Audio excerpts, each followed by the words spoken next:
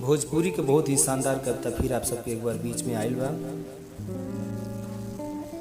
कहे बा कि भैया हो ना जानी जुग कौन आइल बा, फैशन में चूर सब लोगवा भुलाइल बा। याद कर पहले के लोग में स्नेह रहल, चूल्हिया पर खाना रह देही ऐसन देही रहे। दिन भर खेते में मुखिया छिलात रहे, खेते का बोझा कोलुआड़े में ढोआत रहे। आज एक दूसरे में सभे अधुराइल बा, फैशन में चूर सब लोगवा भुलाइल बा। बचपन के गुल्ली पैना खो खो भुलाए गईल, आ जहिया से मोबाइल में पबजी गेम आई गईल। रोज दोपहरिया में सितुआ घोरात रहे, साल भर माई के यहाँ एक बेर के जात रहे।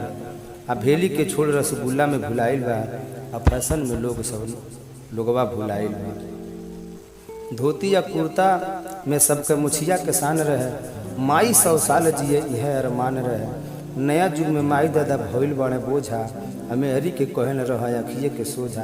अपने के छोड़ सब दूसरे में अधुराइल बा, आ फैशन में चूर सब लोगवा भुलाइल बा। जेकर सामांग चली गईले विदेश, उनकर मेहरी धैली जोगनी के भेष। आजकल के मेहरी गुलछर्रा उड़ावत तड़ी, मर्दे के कमाई के माटी में मेरावत तड़ी। यह कुल देख मोर जियरा घबराइल बा, आ फैशन में चूर सब लोगवा भुलाइल बा। अगर अच्छा लगे तो कमेंट करें, लाइक करें, शेयर करें और बेल आइकन को ज़रूर दबाएं ताकि लेटेस्ट अपडेट कविता आप सबके बीच में आ सके। नमस्कार।